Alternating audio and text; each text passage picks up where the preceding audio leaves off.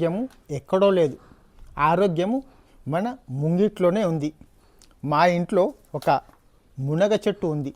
అది చాలా పైకి వెళ్ళడం వల్ల దానికి పూత సరిగా రావటం లేదని ఈరోజు దానిని కట్ చేసాము.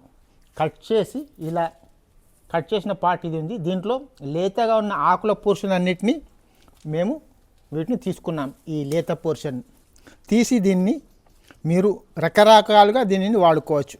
ఈ రోజుల్లో మార్కెట్లో సూపర్ ఫుడ్ పేరుతో ఇది చాలా ప్రసిద్ధి పొందుతుంది. దీంట్లో ఉండే పోషక పదార్థాలు అమూల్యమైనవి. దీంట్లో కాల్షియము, మెగ్నీషియము లాంటి మైక్రోన్యూట్రియంట్స్తో పాటు అపారమైన ఖనిజాలు ఉన్నాయి. దీనిని ప్రతిరోజు మనము కూరల్లో వాడుకోవచ్చు. దీనిని కాడగా చేసి కూడా వాడుకోవచ్చు, లేదా చట్నీలాగా చేసి కూడా వాడుకోవచ్చు. అది ఎలా చేస్తామో ఈరోజు మనం ఈ వీడియోలో చూద్దాం. ఇలా ఆ మునగ చెట్టు నుంచి తీసిన లేత ఆకుల్ని ఒక దగ్గర మేము పోగు చేసాము.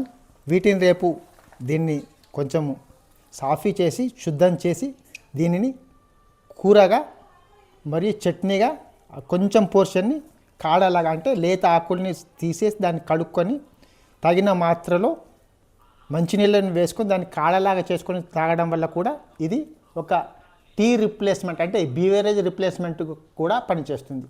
అద్భుతంగా రుచి ఉంటుంది. మీరు ట్రై చేయండి. ఒక ఇంపార్టెంట్ భాగమని కూడా గుర్తు చేసుకోండి. ఎందుకంటే మునగ చెట్టు వల్ల కలిగే లాభాలను మీరు సెర్చ్ చేయండి. గూగుల్లో సెర్చ్ చేయండి, లేదా చాట్ జీపీటీని అడగండి.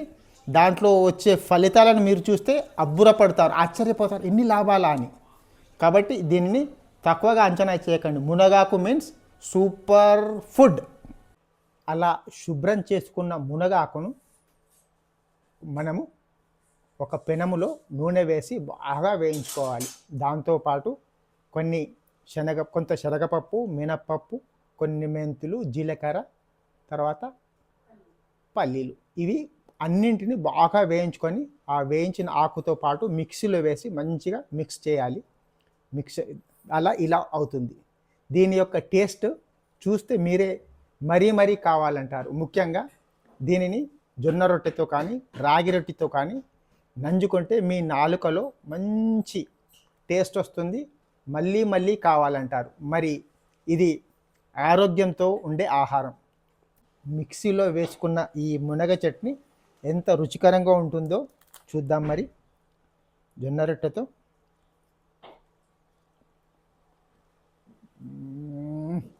అంటే ఆహారములోనే ఆరోగ్యము ఆసుపత్రుల్లో కానీ బయట కానీ లేదు.